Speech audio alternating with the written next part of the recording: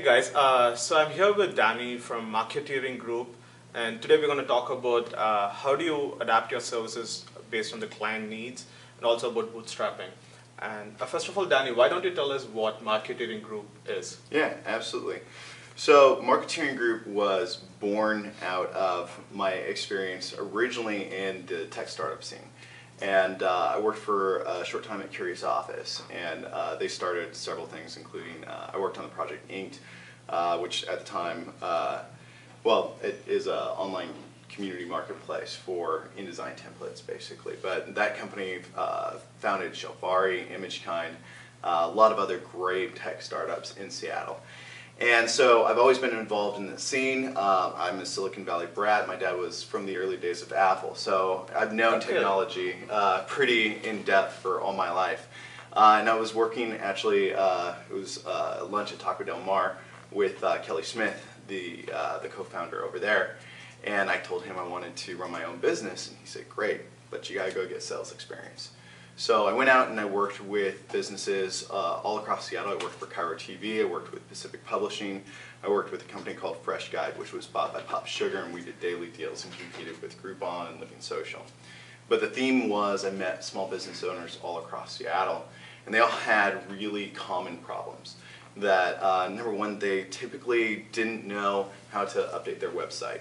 They had no idea what went into search engine optimization, and none of them really had time to update social media or had any idea how to grow their audience in an effective way.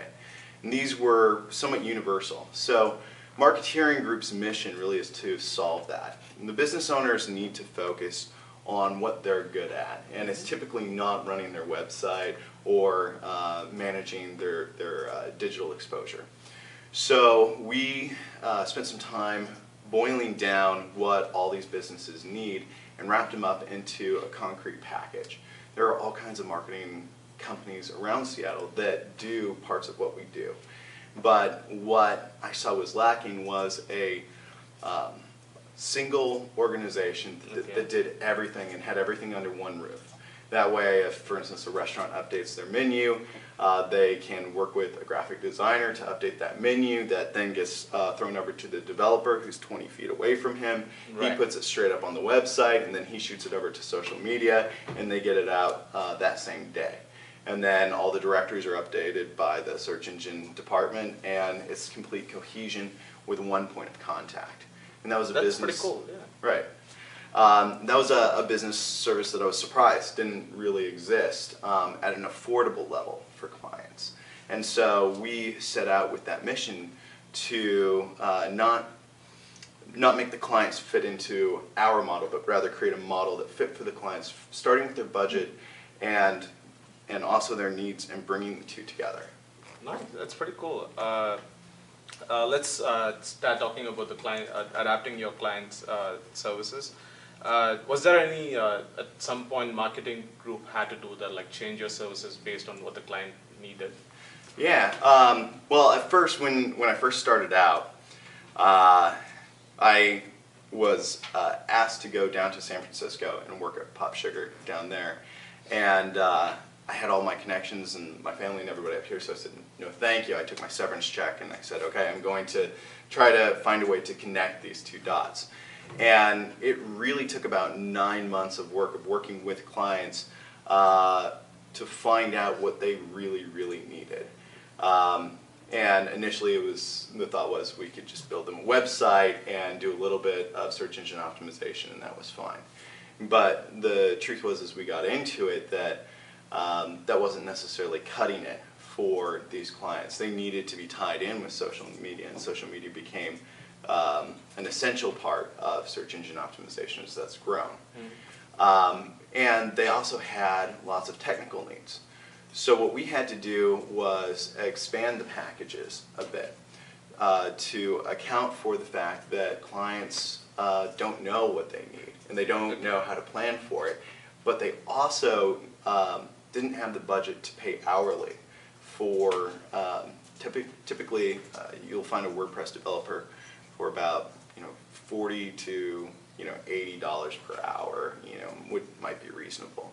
And there was no real true estimate to say how much time is this going to take to fix a problem or to Right. do a quick update or something like that. So we began really creating our packages by looking at what problems existed in the web development community and just simply updating websites. And once we found out that if everybody had a retainer of, let's say, up to 5 hours per month of website updates that was covered in a package that included a lot of other services, then that was something that was going to work for about 90% of the potential clients out there. Okay, so it's like a tip for other startups. Right. How do they know it's time for them to adapt their services, and when is the right time to do it? I think one really good indicator is if you're putting in a lot of overtime on a project consistently.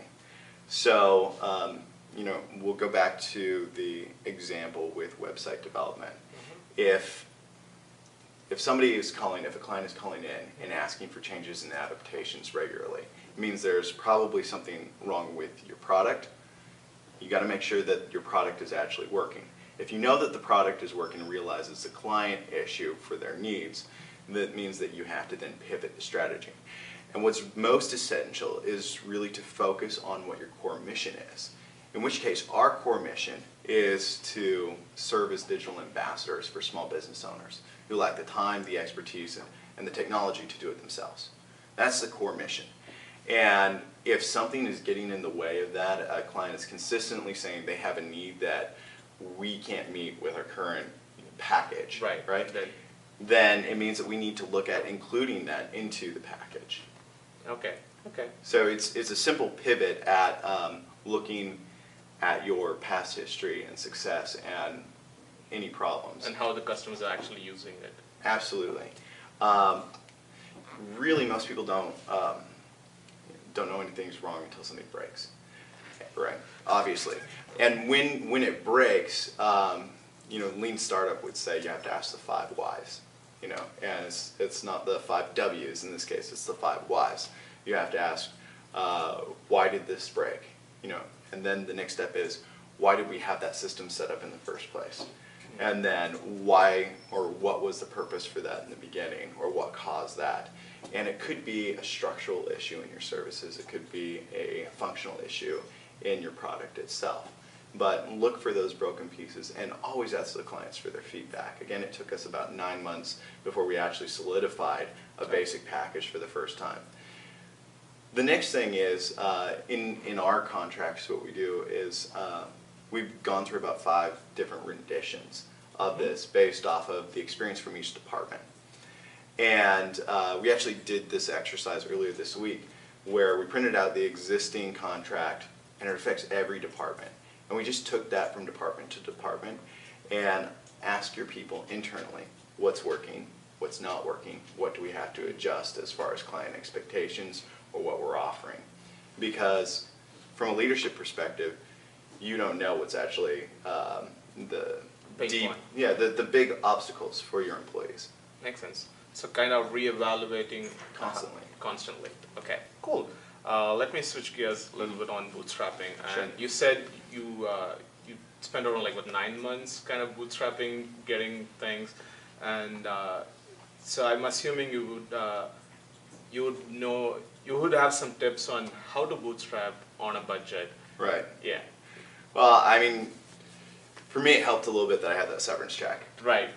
You got to put food on your own table for quite a bit. So the first thing that I did was I did the friends and family approach, where I have friends and family that were business owners, and I went to them first. Okay. And those guys, it's a little bit okay to fail, but what it does give is some cash flow. And step number 1 is you've got to have some clients to begin with. Some people that you can work very, very closely who are willing to be honest with you and tell you what's wrong with your product, what you have to fix and adjust, and you get that really solid client feedback. Right. And you learn the system from there. But establishing that base, those first few clients are the most essential.